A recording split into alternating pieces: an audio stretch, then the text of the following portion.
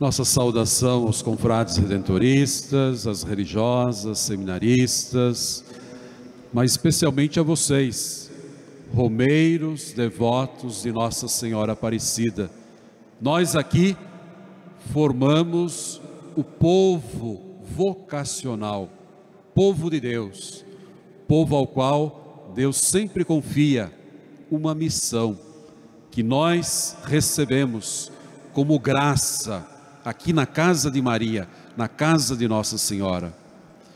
E a vocês também que rezam conosco, que estão em sintonia, em comunhão, através dos meios de comunicação, possibilitando que o santuário chegue também aí na sua casa, nos hospitais, nos lares, nos conventos, enfim, em tantos lugares e locais onde Deus também quer abençoar, Deus quer manifestar a sua graça. Minha gente, nós estamos ao longo desta novena em preparação à festa de Nossa Senhora Aparecida, refletindo sobre esse tema vocacional, em sintonia, em comunhão com a Igreja do Brasil, que pela terceira vez realiza um ano vocacional, nos conscientizando, nos despertando para a importância da vocação. E veja que nós estamos falando só de vocação do padre ou da irmã religiosa, do bispo, mas estamos falando da vocação em geral, da família, do catequista, do ministro não ordenado, dos jovens, enfim, de percebermos que a realidade da nossa igreja é marcada por esta variedade de serviços, de ministérios. E quando cada um assume o seu serviço, o seu ministério, a igreja se torna rica de dons, de carismas, porque nós percebemos que Deus distribui nesta variedade os seus dons para toda a igreja. Por isso é importante que a gente esteja sintonizado com a Igreja do Brasil, rezando pelas vocações, mas também trabalhando, valorizando os dons e ministérios que temos nas nossas comunidades. Por isso é importante sempre cada um se questionar: no que eu posso servir, no que eu posso ajudar a minha comunidade, e não simplesmente de recebermos, dos catequistas que educam as crianças, dos ministros extraordinários da comunhão. É importante que cada um possa também oferecer daquele dom, daquela qualidade que Deus te enriqueceu. E hoje, este tema muito específico: Maria, ensinai-nos a pedir bons pastores. Lembrando do ministério ordenado na igreja, os diáconos, os padres, os bispos. Então é uma forma de estarmos juntos rezando, pedindo, clamando, suplicando com Maria que envie mais operários para a messe, para o serviço do Senhor. Eu gostaria que pudéssemos então refletir em 3 momentos. Primeiro, considerando aquilo que nós acabamos de ouvir da carta de Pedro, esse breve trecho, escrito por volta do final do 1º século da era cristã. A quem? A cristãos que viviam na Ásia Central. Quem que é o autor? Provavelmente não é Pedro, mas utiliza-se o nome do apóstolo Pedro para dar autoridade a esse escrito. Muito diferente de mensagens que hoje instantaneamente nós mandamos, por WhatsApp, por e-mail. A carta, naquele contexto, ela tem uma importância muito grande, porque o apóstolo não vai poder estar lá, mas a sua carta, o seu escrito vai exatamente para animar, para consolar, para orientar os cristãos que viviam situações muito difíceis, de perseguição, de sendo minoria cristã naquele contexto. Sobretudo, aqueles que eram chamados de estrangeiros, de forasteiros. Por isso, ao longo desta carta, que não é tão grande, nós vamos encontrar muitas referências ao Antigo Testamento, para fazer esta ligação daqueles que não vinham do judaísmo, mas que podiam se perceber como continuidade da história da salvação.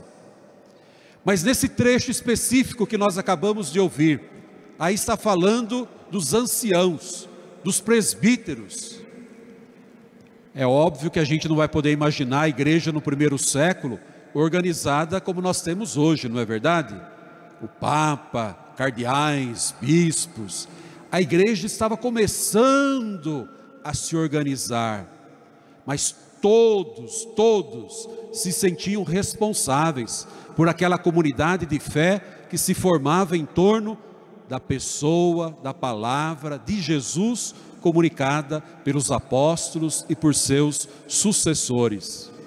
Portanto, os anciãos eram considerados os presbíteros, homens mais experientes, mais experimentados, que podiam e deviam guiar, orientar a comunidade para o encontro com Jesus, de ser continuadores da sua obra e do seu projeto.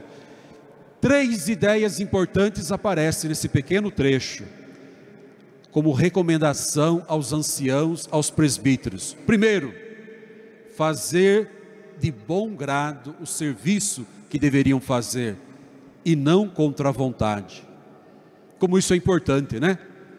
De percebermos que naquilo que realizamos, nós podemos dar um testemunho da nossa alegria, desse serviço que prestamos à nossa comunidade, aos nossos irmãos. Por isso, sem lamúrias, sem lamentos, sem tantas reclamações. Isso era válido lá no primeiro século e continua sendo válido hoje. O Papa Francisco diz: a alegria do Evangelho, a alegria de evangelizar, e não com lamentos, com tristeza. Segunda recomendação, não estar motivado pelo dinheiro, mas fazer o serviço com dedicação e gratuidade. Sabemos todos o quanto é importante, né? Os recursos financeiros também para as nossas comunidades. Aqui, se não fosse a ajuda da família dos devotos, jamais teríamos esse templo tão belo. A sustentação dos meios de comunicação que são em vista da evangelização. Mas não podemos ser mercenários, o dinheiro pelo dinheiro. O dinheiro é sempre meio, o recurso vem nos auxiliar, mas não podemos colocar no lugar de Deus. E por isso, os ministros da igreja não vivem em função do dinheiro, mas colocam o dinheiro a serviço da evangelização. E a terceira recomendação: não sejam dominadores, mas modelo para o rebanho. É certo que a palavra do ministro, a palavra do padre, a palavra do bispo são sempre estímulo, inspiração para a nossa caminhada, mas acima de tudo, o testemunho de vida que evangeliza, que nos coloca perseverantes no seguimento a Jesus, a partir daqueles que estão coordenando, animando, sem dominar. Por quê? Em última instância, o rebanho, diz a carta de Pedro, pertence ao pastor supremo. E quem é o pastor supremo? Jesus, Deus, o grande pastor, a grande referência para todos nós, que nos dá a segurança de estarmos no caminho correto, no caminho da nossa realização.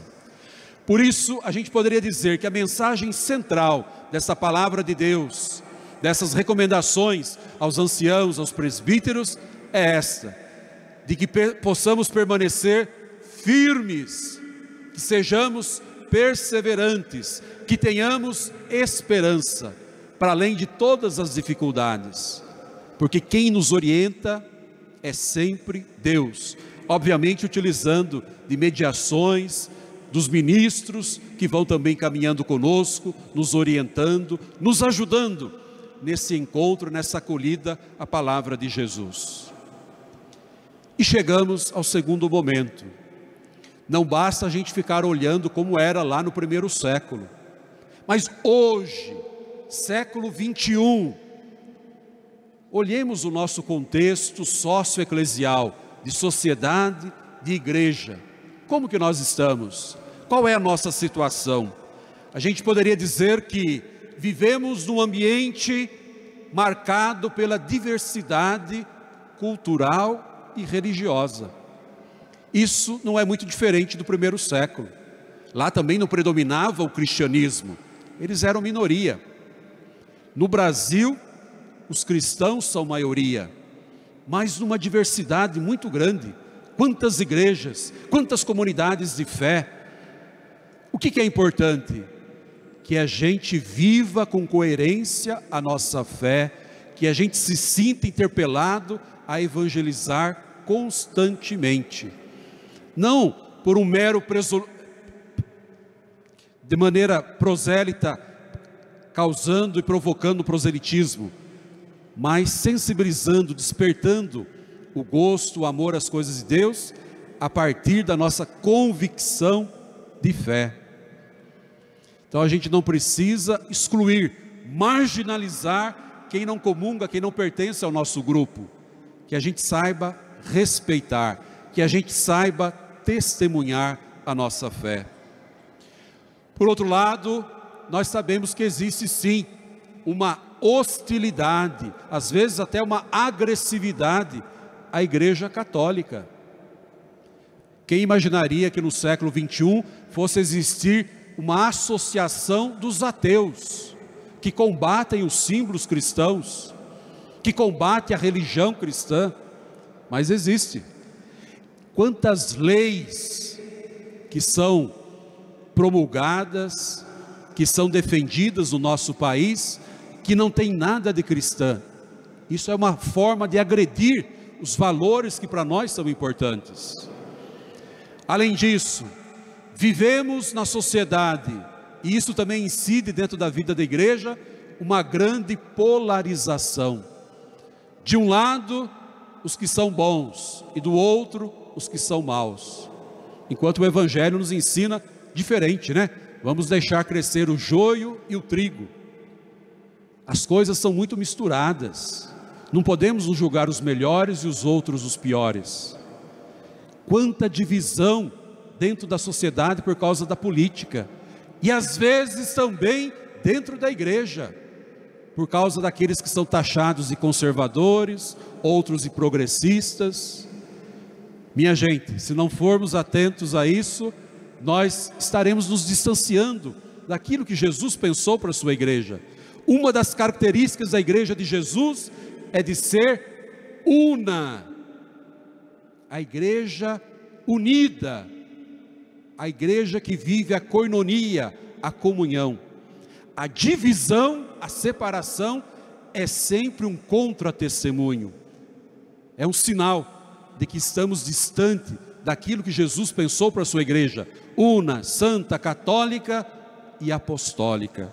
Por isso é preciso que nós, que participamos, que rezamos, que estamos aqui na novena, possamos ajudar a crescer a unidade, a comunhão da igreja, e não provocarmos mais ainda a polarização. Quando você vê um padre, um bispo, um líder da sua comunidade, incentivando a divisão, a briga entre grupos, desconfie dele, desconfie dele. Quem é da igreja de Jesus vai provocar sempre a unidade, a comunhão, e não a divisão. Além disso, as heresias que existiam lá no primeiro século, no segundo, no terceiro, no início da igreja, e que hoje voltam.